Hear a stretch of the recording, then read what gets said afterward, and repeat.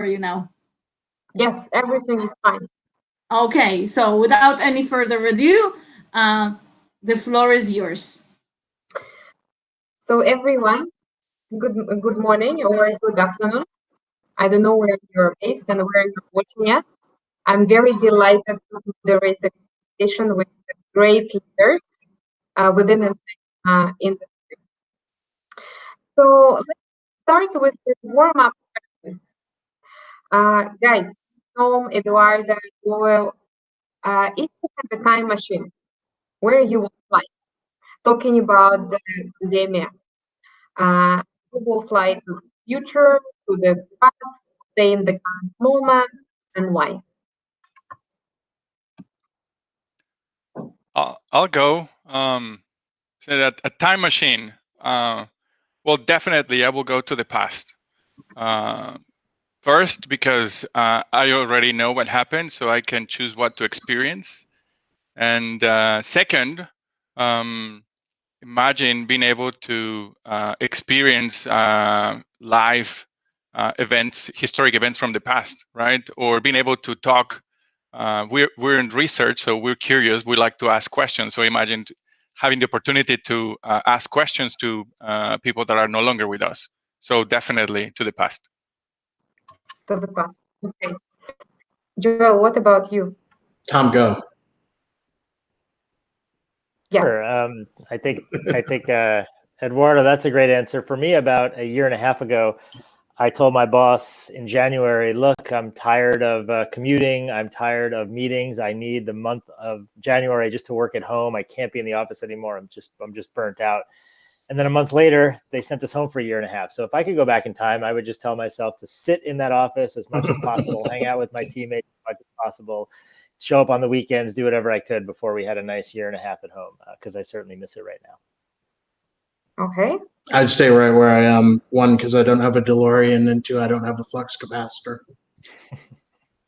So as you can see, we have different answers within the room. I'm very curious to learn from the participants. So maybe you use the chat, and we will make a live conversation as well to make an opportunity for everyone to participate in our conversation. But today the topic is the qualitative research, right? So we will be discussing how the industry changed because of external big factors human never experienced in the past. So everyone went through so many challenges personally and business-wise, and it affected the qualitative research. So if we take this time machine and go to the past, so let's discuss how this COVID affected our life, our business, our qualitative research. How did you handle an organization adapt to the external factors, and how consequently it affected the way you talk to people? And by the way, did you talk to people during this COVID time, or you decided that it's not necessary to talk to people because they don't know what they want? They just tactic and change their ideas and the perception every minute. So maybe Tom, you want to start? Sure. Is that Did anyone else? So I know, yeah. Lubov, it's a bit hard to hear you right now. You may want to try to drop and come back or something. Very hard to understand the questions. But because we know some of the questions, I think the idea is, if we could think about it the past year in qualitative research. For me, being at Xbox, it's kind of two sides of the coin. As COVID hit and lockdown hit and talking to customers became more difficult, we had already, for the last couple of years, been investing in remote research and more sort of beta panels and things like that to get feedback about our products and services. And games these days really aren't just individual games. They're games as a service. So they go on and on and on. So we had really been investing and involving and trying to drive our user research team to get faster and more agile and more remote and less focused in the lab. So as the lockdown hit, we could take advantage of those tools. So I felt very proud that we were moving in that direction. On the other half of the coin is an in-development video game is not like an app. It's 80 gigs. It needs certain hardware to run. It's extremely confidential. So while some of our games, like maybe a Minecraft or even just the Xbox, was, we could do research on individual features, there were certainly some games that just didn't get the amount of research they needed, or we had to get very crafty and scrappy very quickly, because it's not the kind of thing that you can do over Zoom. Graphics matter, perf matters, hardware matters. So it's been very difficult for some of the big blockbuster games that we're working on. That's absolutely for sure. But we still did our best to talk to people and really leverage, Zoom calls and Teams calls and surveys, and mostly that sort of iterative feedback that we get, because we work on video games and everybody's excited to give us feedback any chance they get.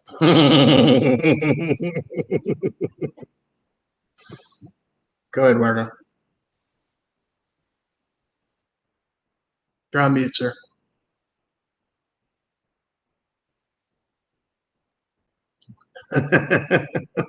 Eduardo, if you can use on the left top corner the mic and unmute it, that would. I think that's it.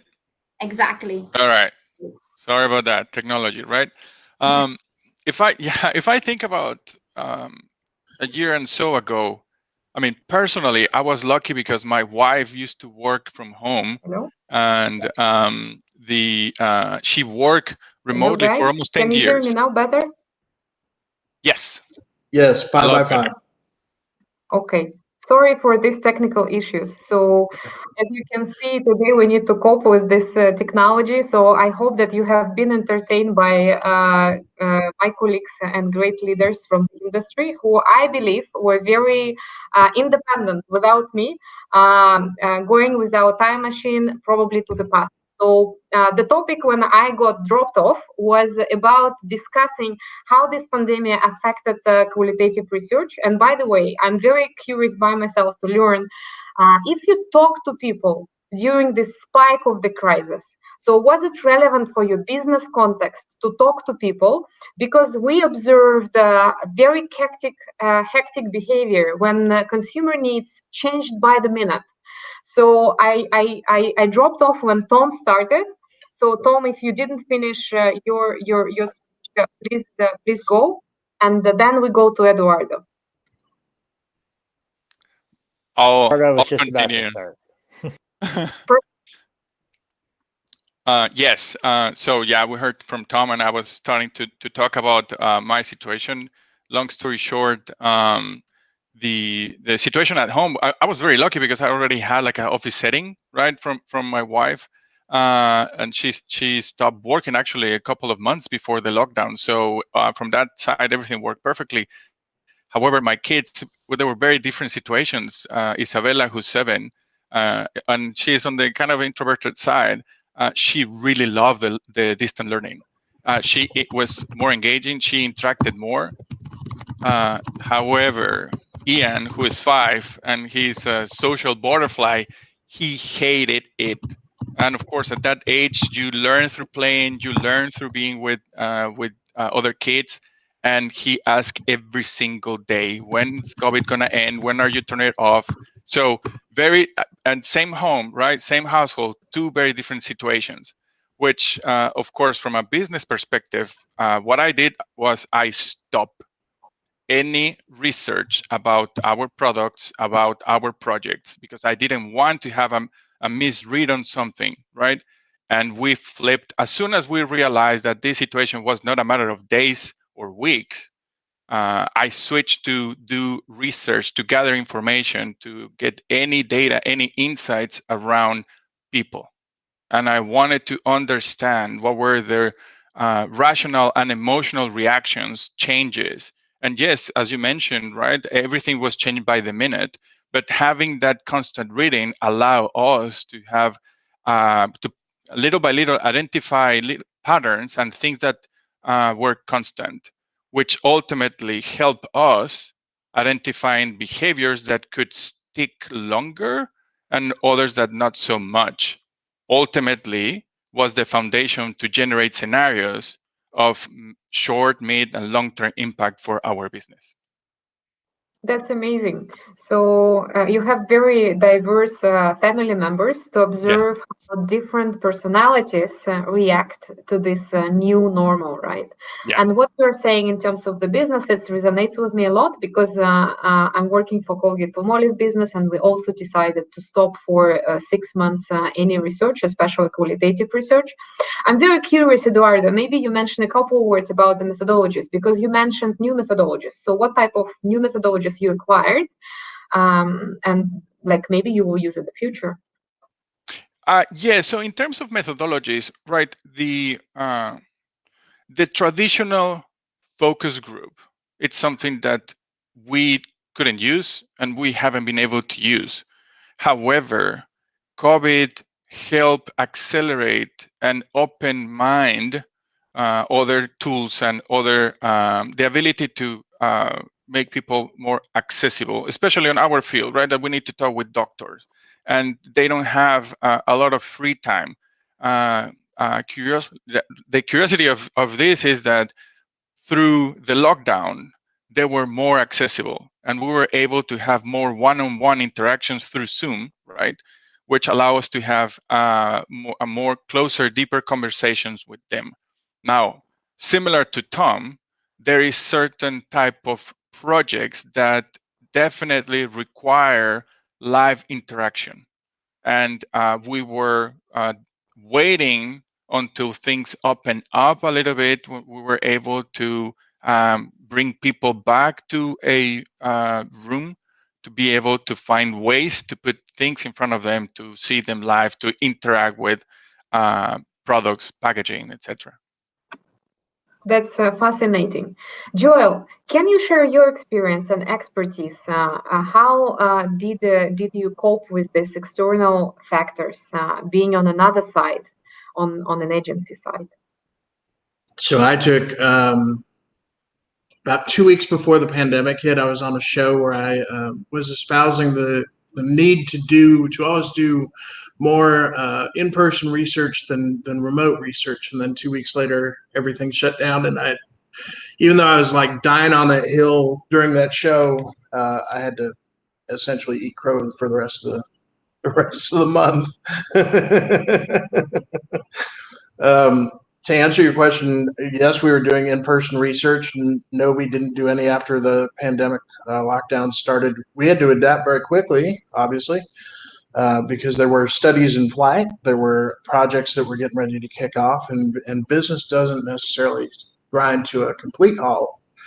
Uh, I found it during one of these crises, they essentially just pump the brakes, reset, and then we go again.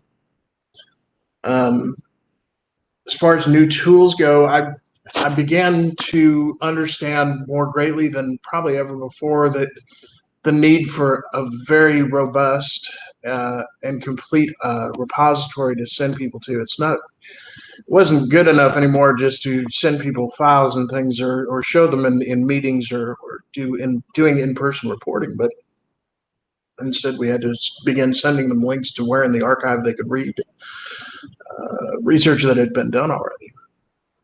And did you manage to acquire new technology? Because I'm very curious because the need on the side of the client is to have new support, like new type of the support to solve like concept preparation, concept ideation, or maybe some prototypes. Do you have some technology that you have acquired within the last 1 year and a half, or some plans what you're planning to develop, or think that maybe for the industry this direction makes sense to consider?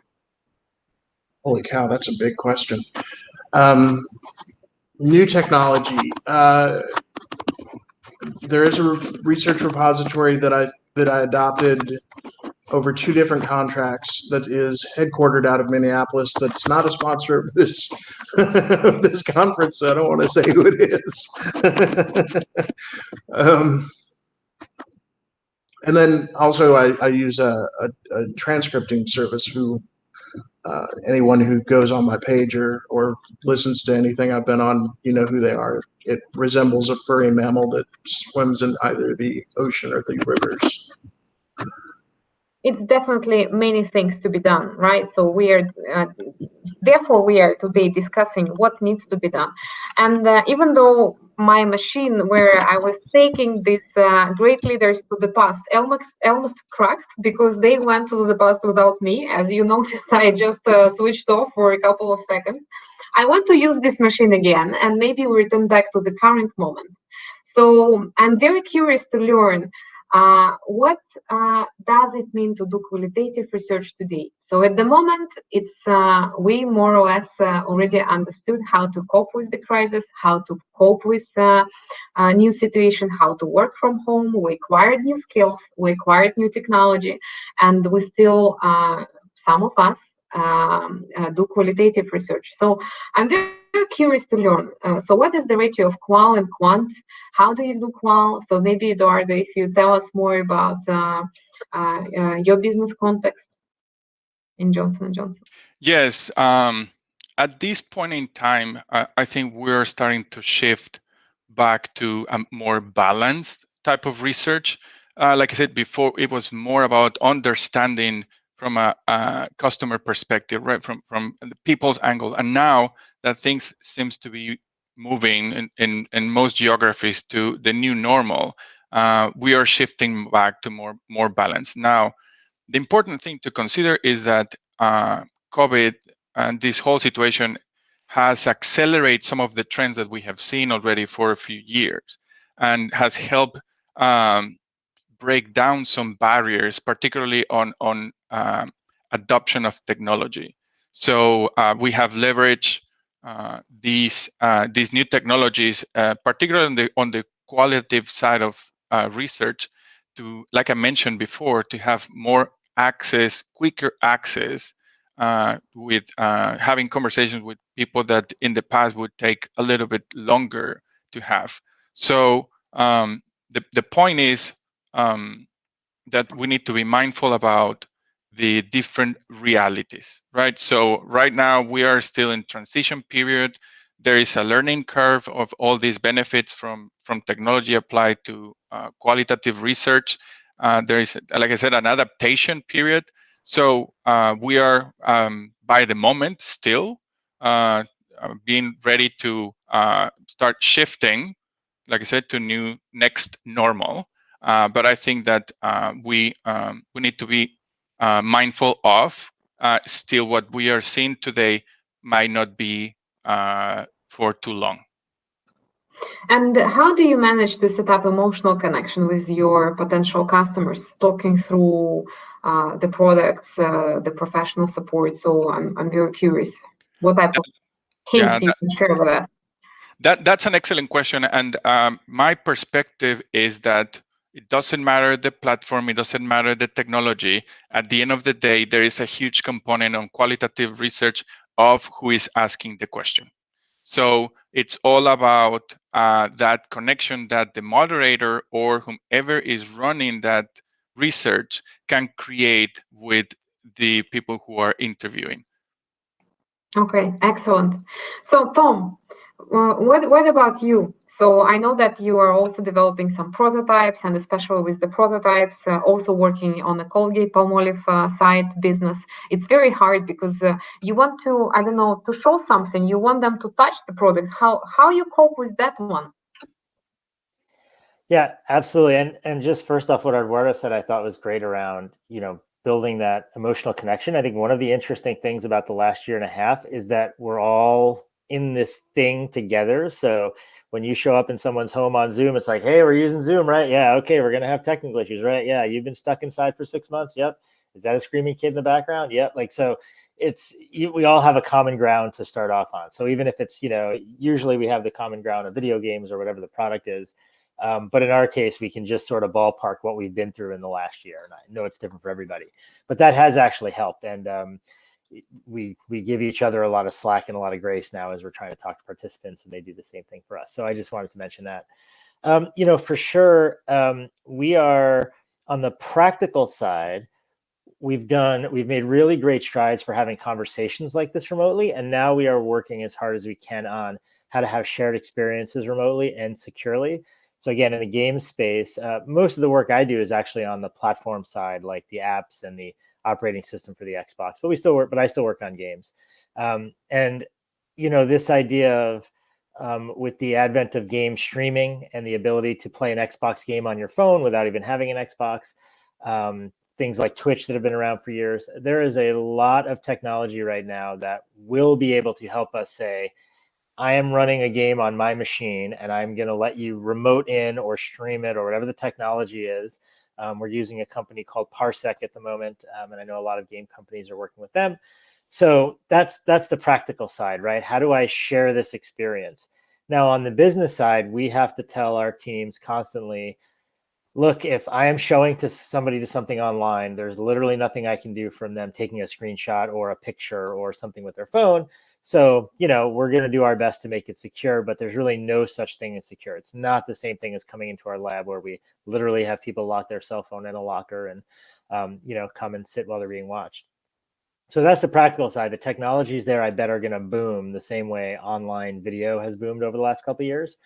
And then the other thing I will say is that I think more importantly than ever for Qualitative is to really be the face of a lot of the other data. So in Xbox, we don't think about, hey, this study is a qual study. We think this study is the qual component of the research program we're working on over 6 months. And as a lot of the lab work and in-person work died down, a lot of the telemetry and sort of survey data went up. It's even more important to have that voice and to have that face. So even doing simple things where we say, well, we kind of know this, but we want to see people experience it, and we want to hear them talk about it, has been very effective and is currently very effective.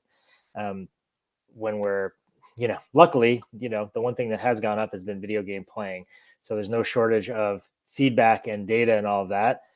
I think we all know Qualitative brings the voice of the customer into the room. I just think it's even more important right now where people are having limited connection, even in their personal life. They're not being able to go to conferences. They can't go to game shows, like E3 and things like that. So we really need to use Qual to bring the customer to the team even more than ever. That's awesome. And you actually bring one very important topic I wanted to mention a bit later, that actual qualitative work or qualitative project is just the part of the bigger initiative, right? So I believe all of us already stop thinking about projects by projects. We are talking about business solutions and the business problems and how to tackle it with the different with the different tools and with different, I would say, internal work and maybe returning back to the past. So what was not mentioned and actually happening on my side, that we are returning back to the past learnings that we have collected, and we were trying to analyze it and synthesize it.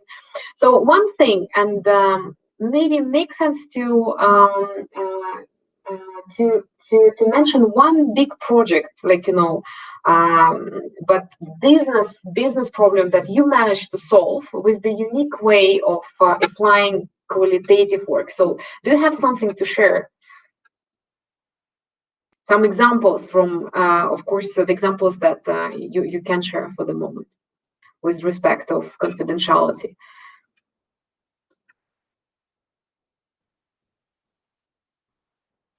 Who are you asking that to? Is that one to me?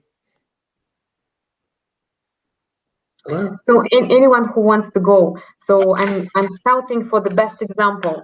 So how you managed to maybe to do qualitative differently, and you wanted to share this experience with us today. I don't have any examples per se, and I don't, because I'm a contractor. Usually, I don't think they want me sharing that sort of thing.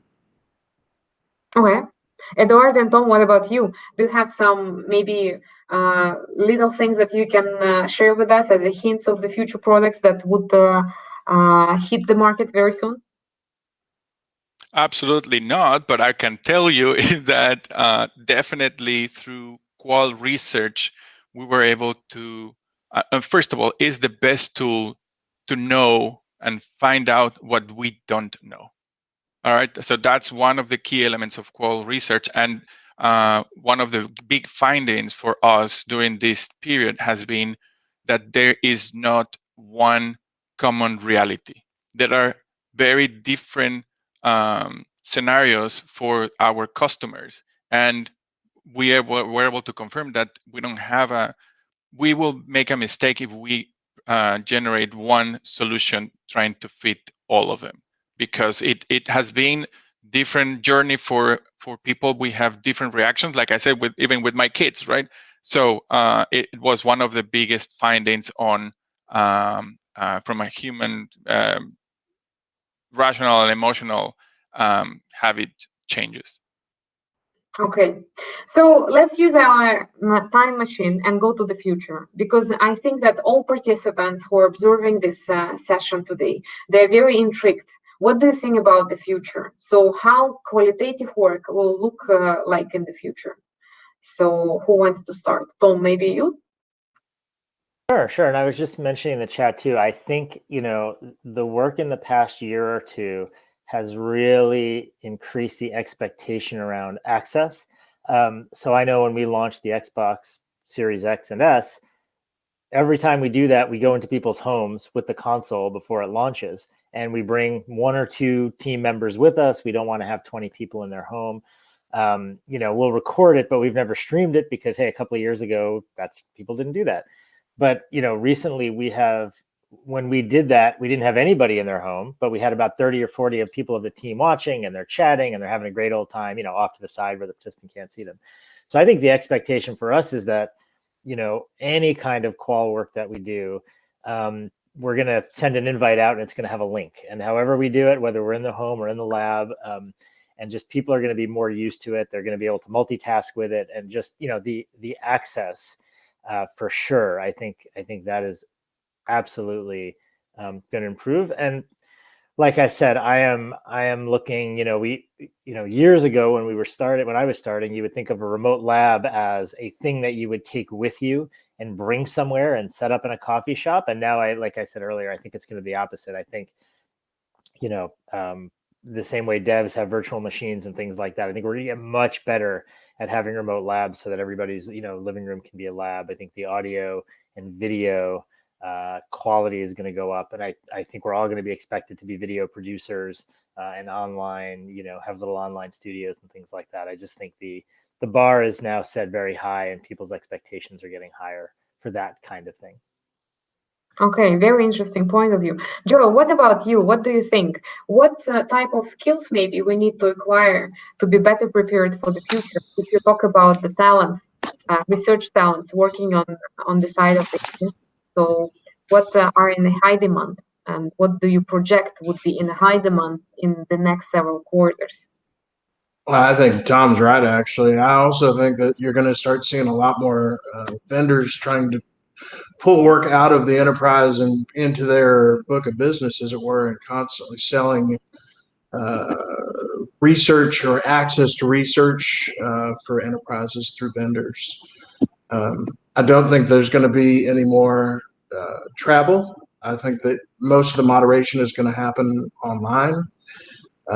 I think we've reached a point where the infrastructure is there in terms of communications, to where you can pretty much be anywhere. You can be on the surface of the moon and still be able to gather qualitative data from a user. I think Tom's dead on about the cameras being, we're shooting in 4K now, right? So, I mean, that's far and away more detail than I think even the human eye can pick up. So I do think that there's going to be a greater emphasis on ops.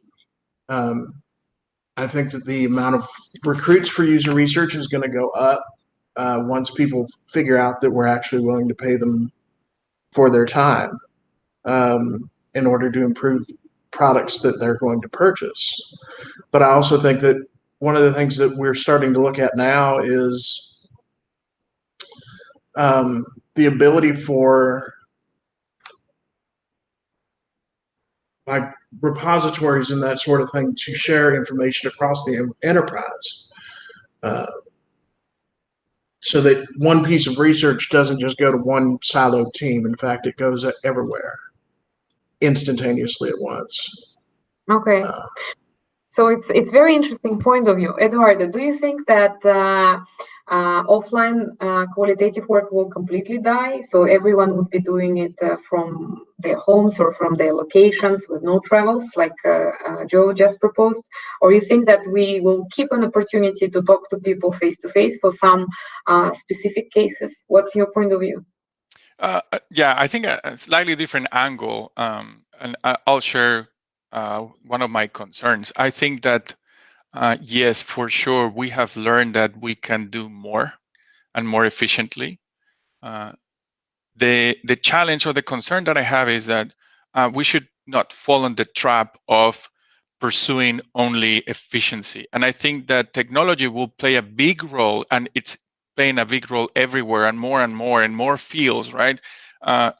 Doctors a year and a half ago, 80% of them really didn't have any interest on telehealth. And now 60% of them are interested, or they are already offering telehealth, right? Just to mention something. But the challenge and my concern is we should not sacrifice quality. And at the end of the day, like I've been sharing, qual research is all about going deep. And as Tom mentioned, right, it is the voice, it's the representation of the voice of our customer and our consumers. So we should be mindful about not losing that depth, right? So now that we have the ability to go farther, more quicker, more often, then we need to be careful of not losing that. And the challenge for the industry is how to raise the bar now with everything that has been improved given the circumstances, but also in both angles being more efficient. Yes, cost. I was reading on the channel, traveling, etc., but without losing that that quality, that connection. Right. At the end of the day, before consumers were humans. And sorry, answer to your question. No, I don't think that's going to die. I think that we need more tools, and we need to be more diverse, and like in many other angles. And lastly, one other concern that I have is managing my stakeholders' expectations, because they know that everything is faster now, and they will want to go to receive results faster. So that's another angle that I need to keep an eye on. So now we talked about technology, and what about the personal skills, soft skills? Do you think that, recruiting moderator, we need to draw special attention to the specific soft skills, taking into account the new context? Or what would be the soft skills in high demand in the next several quarters? That's a good point. And I think that the soft skills need to come, and I'm sorry, I'm banging on this same topic, but the soft skills need to be around recognizing that there are going to be different ways that people are open to these solutions. So I'm sure that there are going to be a lot of people that are super comfortable being completely honest through Zoom, and others may require a different approach. So that soft skill on the moderator and on the recruitment will also need to complement the approach. So we have actually a couple of research where we have a hybrid approach.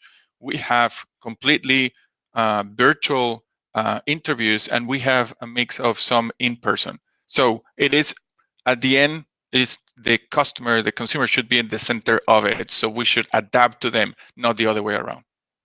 Excellent, excellent. And maybe Tom, you will share your expertise in that angle, and I want specifically probe on other type of soft skills that, for example, I'm very curious to listen your point of view. For example, synthesizing information or connecting the dots. Or telling the story. What do you think? So would it be the new skills that would be are in high demand, like as important as just Eduardo mentioned, the opportunity to ask right questions and to get the right answers and to establish emotional connection via Zoom?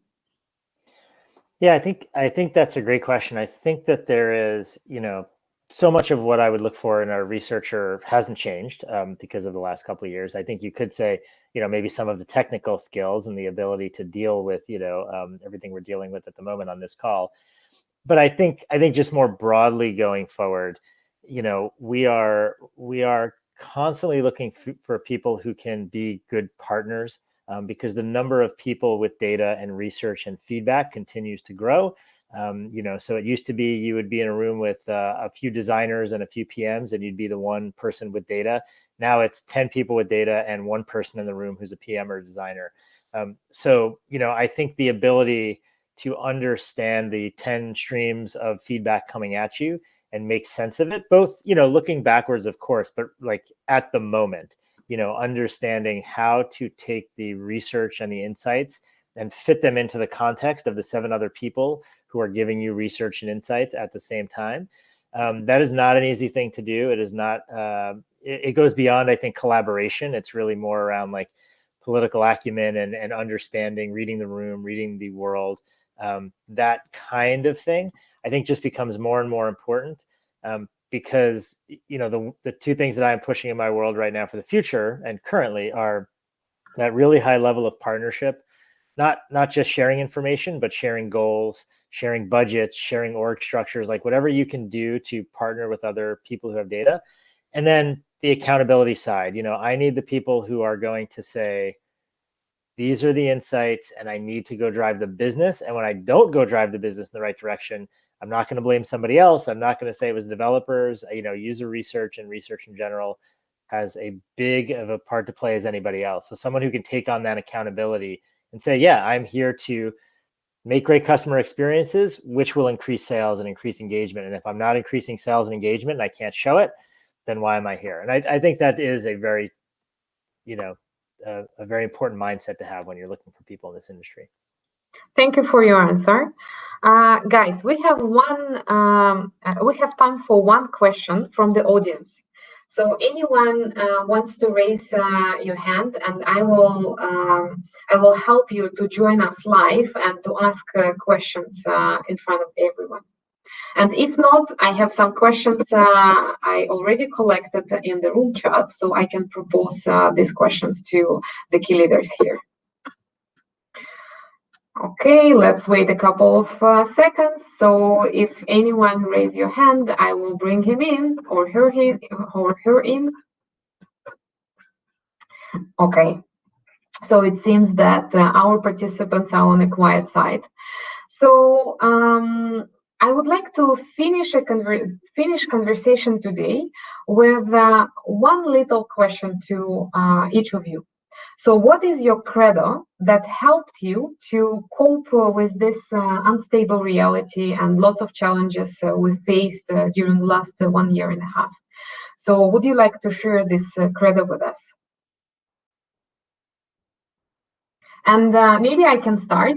For example, one of the values of my company is continuous improvement, and this is also my value from the day one I joined Colgate-Palmolive, because doing the project is only half of the deal, and learning from the project and improving and to make and excel your techniques and your soft skills, your hard skills, this is what makes the progress. So I think continuous improvement helped me to go through all the challenges, because I learned that if something goes wrong, that's okay. I just can learn and pivot. So what about you guys? Maybe, Joe, you want to keep going? What's your credo that helped you? I think probably the biggest one that I have is to be here now. In that, when one thinks about the past or dreams about the future, they're doing it in the moment right now, today. So the only place you have to be other than sitting in the past or in the future is to be right here, right now. And I think in the changing situation of what COVID was in the early days, especially professionally, I think that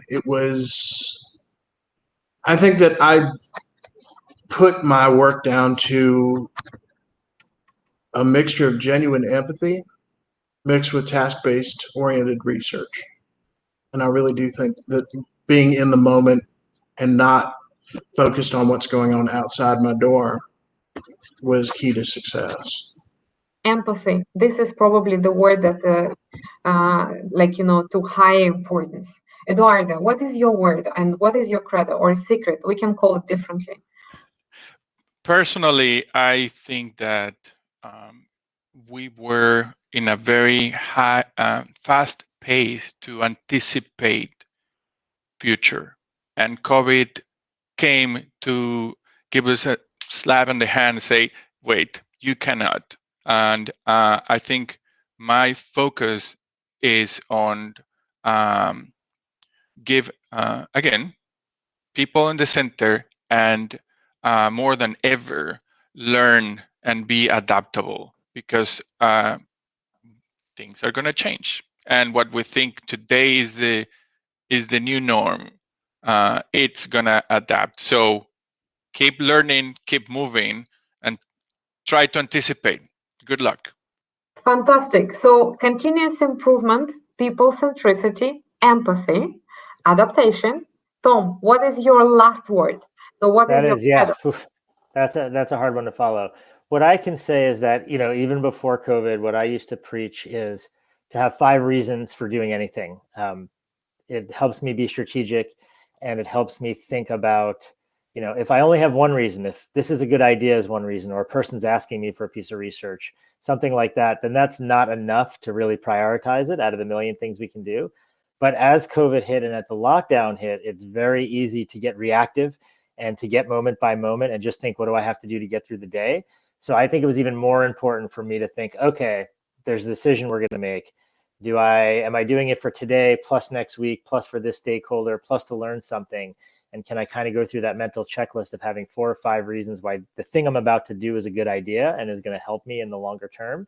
It was very, very difficult. It became a bit of a mantra because everything was, I just got to get this email sent so I can help with the kids, so I can get the lunch made, so I can get the dog who's been barking for the last 20 minutes during this call, which has been hilarious. So it really helped me think, great, how do I remember that I have to have more than just the next 5 minutes to actually spend my time and energy on something? And I think that's helped quite a bit. Okay, that's awesome. So it also teaches all of us how to be better organized, right? Because time matters, and we all learn that other things matters in life.